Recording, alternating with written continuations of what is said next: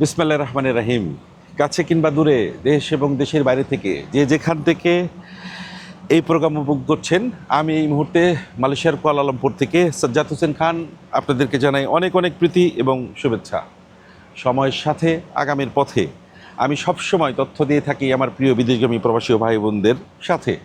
প্রিয় বিদেশগামী প্রবাসী, মালয়েশিয়ায় আসার পর থেকে আজকে অবধি পর্যন্ত হাজারো প্রশ্ন, হাজারো টেক্সট, হাজারো মেসেজ। আপনারা যেভাবে ব্যাকুল অবস্থায় আছেন, ঠিক আমি আপনাদের টেক্সট পড়তে পড়তে ব্যাকুল হয়ে গেছি। কিন্তু মালয়েশিয়া নিয়ে কোনো আদ্যাপন্ত আপনাদেরকে আজ পর্যন্ত ফাইনালি কিছু দিতে পারিনি। তাই কোনো ভিডিও তৈরি করতে ভালো লাগে না যখন কোনো ফাইনাল মেসেজ আপনাদেরকে দিতে পারি না। প্রিয় বিদেশগামী প্রবাসী, মালয়েশিয়া শ্রম বাজারটি সবসময়ই এমন, এটা হতাশার বাজার, আবার অনেক আশার বাজার। হতাশা এবং আশার মধ্য থেকেই এই বাজারটি তৈরি হয়। বিগত ২০ বছর যাবৎ মালয়েশিয়াতে FWCMS-এর মাধ্যমে কর্মী আসছে এবং এভাবেই প্রতি বছর আসার আগে কোনো না কোনো জয়েন্ট ওয়ার্কিং কমিটি, কোনো না কোনো সিস্টেমের মধ্য দিয়ে মালয়েশিয়াতে কর্মী আসে। 10 জন FWCMS-এর কার্যপ্রণালীর মধ্য দিয়ে চালু হয়, অর্থাৎ 10 জন রিক্রুটিং এজেন্সির মাধ্যমে। বাকি অনেক রিক্রুটিং এজেন্সি কাজ আনার চেষ্টা করে আনতে পারে না, কিন্তু প্রকৃতপক্ষে সেখানে মাত্র 10 জন কাজ করতে পারে এবং দিন শেষে আর কাজ করতে পারে না। তারপর FWCMS-এর এ যাবৎকাল পর্যন্ত যতবার মালয়েশিয়া খুলেছে এবং বন্ধ হয়েছে, এই FWCMS-এর মাধ্যমেই হয়েছে। FWCMS একটি স্বচ্ছ প্রক্রিয়া। এবার মালয়েশিয়ার দুই দেশের জয়েন্ট ওয়ার্কিং কমিটির ঘোষণা হওয়ার পরও কেন মালয়েশিয়া কলিং শুরু হচ্ছে না, মেডিকেল করতে পারছে না, কর্মী আসতে পারছে না?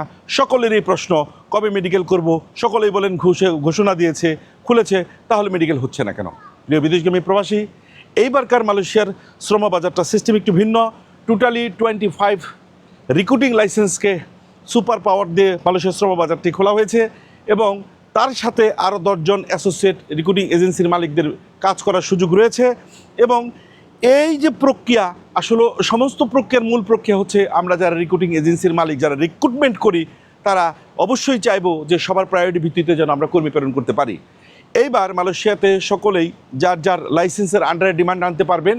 তবে 25 জন থেকে হয়তো বা 30 অথবা 35 এবার সুপার পাওয়ার হিসেবে কাজ করবে। প্রশ্নটি হলো, এত রিক্রুটিং এজেন্সি থাকা সত্ত্বেও মাত্র 25 জন বা 30 জনের সাথে আরও 10 জন করে, তার মানে প্রায় 80-85 জন হয়। এই প্রক্রিয়া কেন? কারণ সমস্ত মেন প্রক্রিয়াটা যদি সমস্ত রিক্রুটিং এজেন্সি করতে যায়, দিন শেষে মাইগ্রেন কস্ট অনেক বেশি বেড়ে যায় এবং কাজের এলোমেলো বিশৃঙ্খলা সৃষ্টি হয়।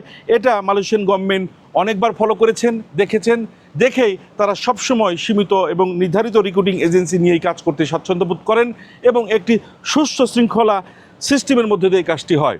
দুই দেশের টানাপোড়ান, রিক্রুটিং এজেন্সির টানাপোড়ানের মধ্য দিয়ে এই কাজটি কেমন যেন একটি স্থবির অবস্থার মধ্যে আছে। হবে, প্রতিদিনই হচ্ছে, খুলছে, এই নিউজগুলো সবাইকে বেকুল করে তুলছে। আমি বলবো, প্রিয় বিদেশগামী প্রবাসী সকলেই লেগে থাকুন। এই শব্দটি আমি সবসময় ইউরোপের ক্ষেত্রে বলি।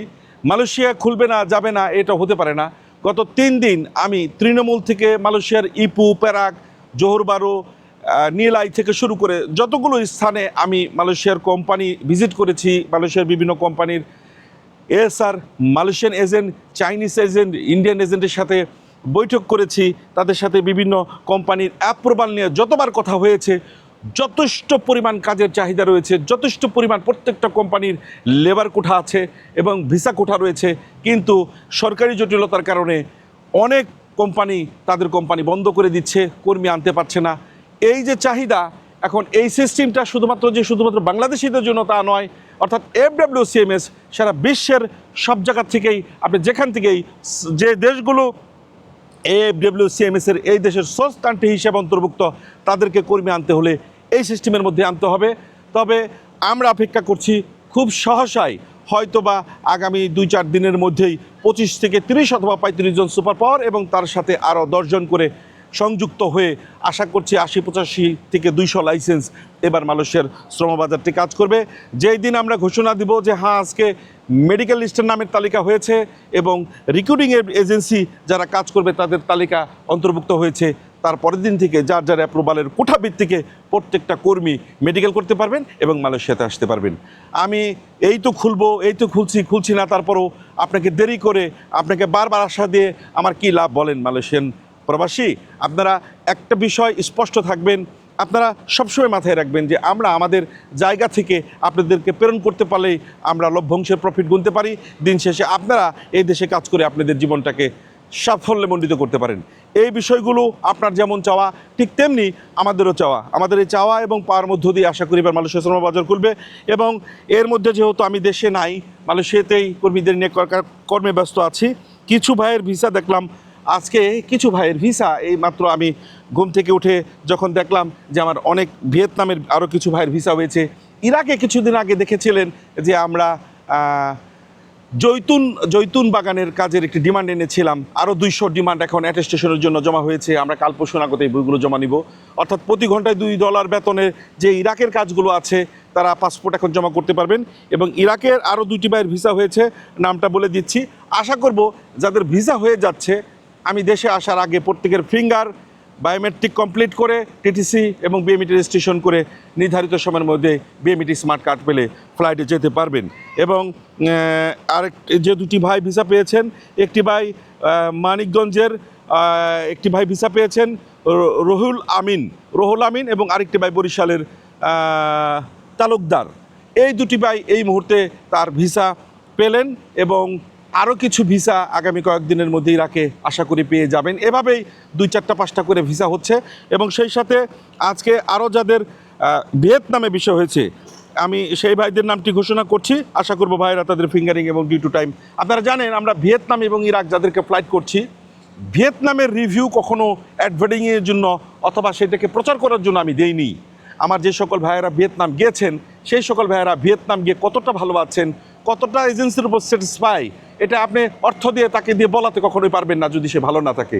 ভিয়েতনামে কনস্ট্রাকশন কর্মী ইজিলি 60,000 টাকা স্যালারি পাবে, থাকা খাওয়া পাবে, এবং যারা ফ্যাক্টরি ওয়ার্কার তারা 45,000 টাকা স্যালারি পাবে, থাকা খাওয়া পাবে। এটা ভিয়েতনামে দেখে শুনে যে ফরেন কোম্পানিগুলো আছে যারা বাংলাদেশ থেকে এই মুহূর্তে যাচ্ছে, কারণ ভিয়েতনাম যেতে 1 থেকে 1.5 মাসের মধ্যে কর্মী হয়ে যায় এবং ভিসাগুলো সবই আমাদের দূতাবাস থেকে অ্যাটেস্টেশন করা থাকে এবং একটা কর্মীর সাথে কোনো প্রকার ছলচাতুরি করার সুযোগ থাকে না ভিয়েতনাম। তবে ভিয়েতনাম যাওয়ার পর যদি আপনার টিআরসি না হয় এবং আপনাকে ওই দেশের টিআরসি 2 বছর করে না দেওয়া হয়, সেই ক্ষেত্রে এজেন্সি হয়তো বা লাভবান হবে, কিন্তু দিন শেষে একজন কর্মী কিন্তু যথেষ্ট হতাশায় ভুগবে। তাই যে এজেন্সি শতভাগ টিআরসির গ্যারান্টি দিবে 2 বছরের মিনিমাম, তাকে দিয়ে ভিয়েতনাম যাবেন এবং বৈধভাবে অ্যাটেস্টেশন করে বিএমইটি স্মার্ট কার্ড করে প্রবাসী কল্যাণ মন্ত্রণালয়ের নীতিমালা ফলো করবে, তাকে দিয়ে ভিয়েতনাম যাবেন। এটা হচ্ছে বেসিক কথা। এবং ইরাক, এই মুহূর্তে যারা ইরাক যাবেন তাদের মূল বেসিক কথা হচ্ছে যে ইরাক সবসময় ভালো, এবং ইরাক এখন যেহেতু আমরা এই মুহূর্তে জৈতুন বাগানে অর্থাৎ জলপাই বাগানে যে তেলটা হয় সেটাকে ফল উত্তোলনের জন্য যে সকল কর্মী আমরা ইরাকে নিব, $2 বেতনে যাচ্ছেন এবং ধারাবাহিকভাবে এরা সবসময় $2 বেতন এবং ডে বাই ডে থাকবে। ইজিলি একটা কর্মী 500 হতে $600 ইনকাম করতে পারে। সেই ক্ষেত্রে ইরাকের বাজারটি যেহেতু আমাদের পুরানো শ্রম বাজার, যে কেউ ইরাকে আবেদন করতে পারেন। যদি ধৈর্য শক্তি না থাকে, যদি না মনে হয় যে না মালয়েশিয়া খুলবে না, তাহলেই আপনি ইরাক আর ভিয়েতনামের বাজারটা এই মুহূর্তে বাছাই করে নিতে পারেন। এটাই ছিল মালয়েশিয়া, ভিয়েতনাম এবং ইরাক সংক্রান্ত আজকে আমার কাছে সর্বশেষ আপডেট। আশা করব যে আমি সামনের সপ্তাহে দেশে ফেরার আগেই মালয়েশিয়ার জন্য আপনাদের জন্য ভালো কিছু উপহার নিয়েই দেশে ফিরতে পারবো বলে আশা করছি। সকলে ভালো থাকবেন, সুস্থ থাকবেন। মালয়েশিয়ার সব সময় আপডেট নিয়ে আমি থাকবো আপনাদের পাশে। ধন্যবাদ।